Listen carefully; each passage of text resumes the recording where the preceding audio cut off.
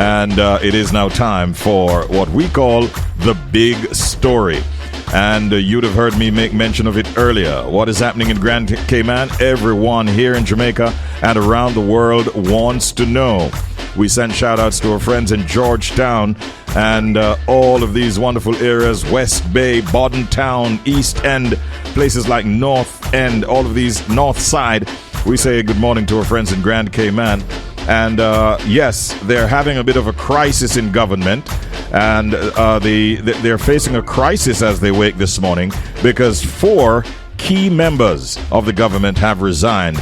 And that includes Deputy Premier Andre Ebanks, Ministers Catherine Ebanks Wilkes and Sabrina Turner, and Parliamentary Secretary Heather Bodden. They have all resigned from the United People's Movement, citing dysfunction, disorganization, and lack of professionalism within the government.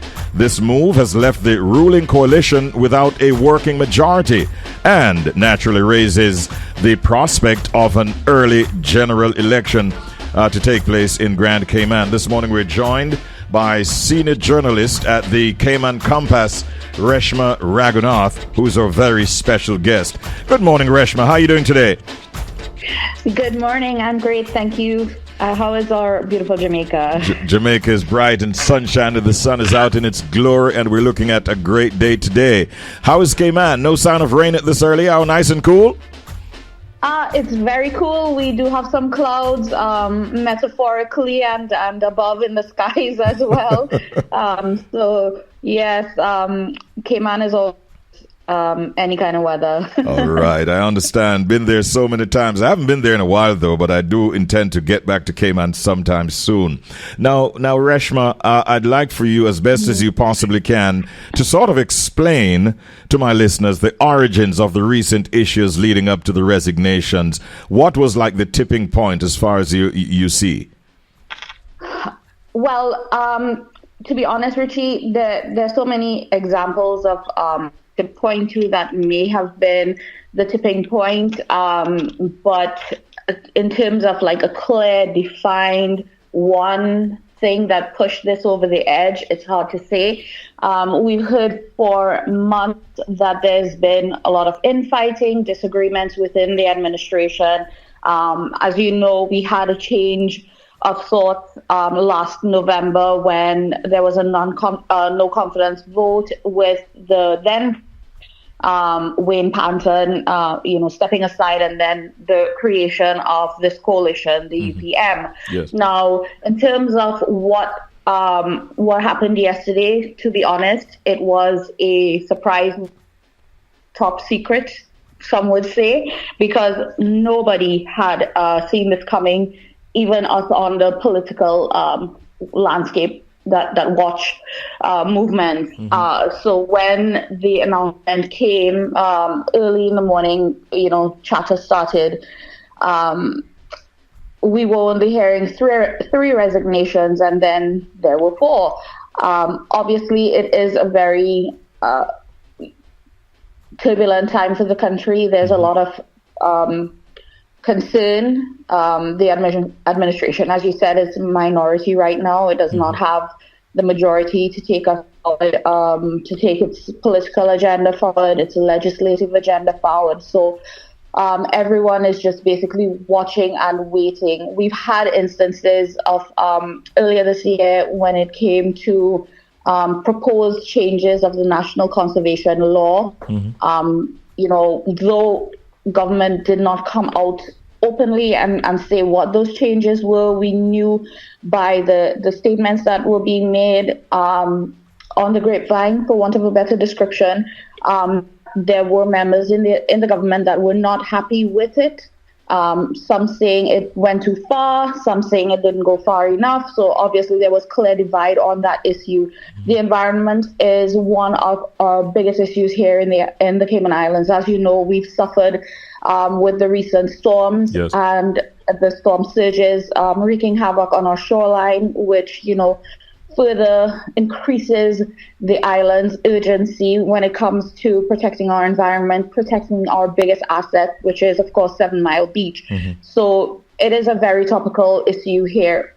At the outside of that, Sorry, go ahead. Yes, you said outside of that. Yeah, outside of that, government finances have always been a key concern. Watching the spending, those kinds of things have always occupied public debate, public concern.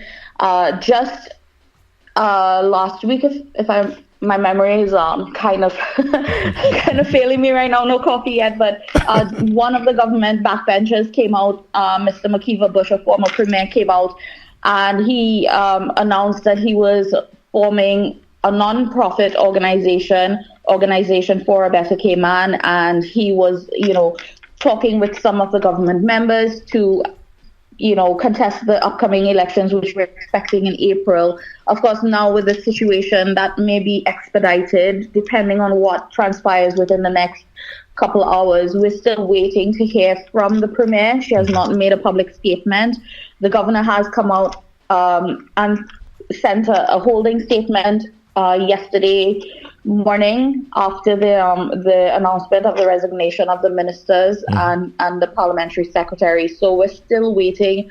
There's lots of negotiations going on, but Mr. Bush, when he announced his plans, also spoke about the infighting within the government and the disagreements, some of which were highly explosive at some points from reports that we've been getting.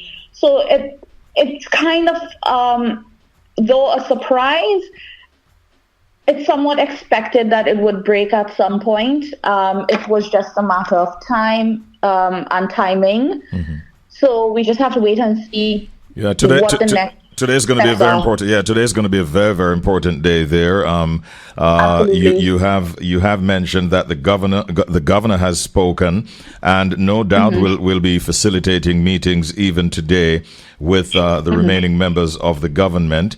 I'm also thinking about what are the consequences of these resignations, and whether or not you have been hearing anything whatsoever from the opposition party or parties on the current situation. So the opposition party, the Progressives, the last I heard, they were still having discussions, cordial discussions, but not necessarily promising. So in the aftermath of yesterday's resignations, there were a lot of discussions happening between the sitting MPs. At least two of the MPs are actually away. I think three MPs are away on official business. So some measure of serious discussion has been happening yesterday, also late into the night, from what I've been told. But the deciding factor will be: do we go to a minority government, hold on until the end, and have the polls in April, or do we just call the snap election and get it over with? The community is divided on that, based on all the social media comments that we've been seeing, messages that I've been receiving. So everyone is in an anxious state. I can imagine. And you say, and that means even the public, because I'd love to get an idea as to how the public is responding to all of these resignations. Are people generally supportive of the decision, or just very concerned as to the way forward? I mean, the MPs that resigned are well liked, so there is some support for them. I've seen, a lot of positive comments, talking about putting country first and so forth. And then there's the other side of that, people upset about what led to this. People are upset about the reputational damage that this presents. This is the second time in a term that this has happened. It's unprecedented in the islands. I mean, we had the situation back in 2012 into 2013 with the McKeever Bush administration, when there was that split with the then UDP. So, Cayman is, I wouldn't say accustomed to this, but it's been part of the history where we see a separation of a sitting government and having to, make a decision on whether we run the legislative agenda and the country's, civil service operating procedures until the election and create the stability that the country needs. And that's key, stability. And that's what the Chamber of Commerce president said yesterday when she issued a statement in the aftermath of everything, Joe Lawson, saying that this was a seismic political shift, which, it really did shake the foundation yesterday, Yes. these resignations. So, a lot of things are in play right now. Like you said before, it's a really important day today. Yes. For not just for the government, but for the country itself. Absolutely. Reshma, I'm looking again at the charges that have been laid by these 4 that have resigned against the government, citing dysfunction, disorganization, and a lack of professionalism. With those strong sort of charges, criticism being laid at the government, do you think they're forming the basis of the formation of a new political party? Is there any speculation or any confirmation in that regard? Well, I'm a journalist, so I try not to indulge in speculation. I try to, as best I can, deal with facts. Yes. So right now, there is a lot of discussion going on. Based on the way they presented themselves yesterday, it seems like this is an alliance forming with the former deputy premier and the 2 former ministers and former parliamentary secretary. We are in the political run-up to an election, so there have been discussions happening, formations of loose alliances, some firm alliances. No one has really come out except Mr. Bush in terms of announcing intention to form a slate of candidates under the same banner. We've had talks of a new political party coming out, outside of what happened yesterday, a new political party forming to contest the election. And then, of course, we have the one political party here, the progressives, rallying their candidates. But what this emerges as remains to be seen.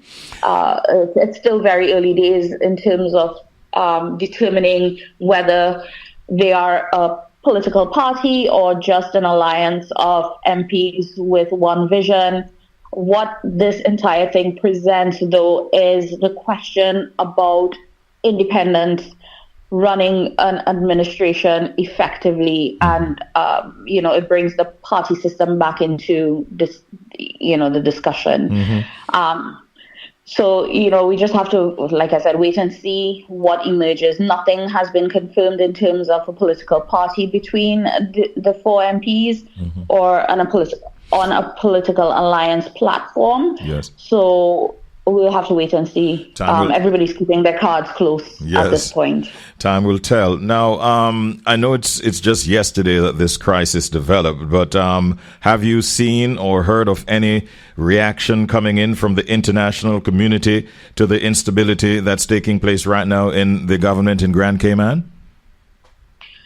Everyone. Cayman Islands is a popular name. Sometimes it can be a bit infamous with the many criticisms leveled against us as a tax haven. In my view, unfair, accusations. But I don't usually give my view, so extract that from the record. But it is making international news. I mean, the fact that I'm on radio with you shows that there is great interest in the developments of this island. Yes. So naturally, there would be some concern from the UK as well as the mother country. It's something that no one really would want to see in a democracy, in a developing country that is, trying to find its footing and fight the battles that it has to fight on the international arena. So, definitely getting this situation resolved quickly is of paramount importance in terms of not just, the internal stability, but the international stability as well. We have a lot of international client base, so everyone is watching. So it's a huge responsibility when you become a government of a country, and as an MP or as a politician, you have to be able to manage that. Absolutely. It comes with a lot of responsibility indeed.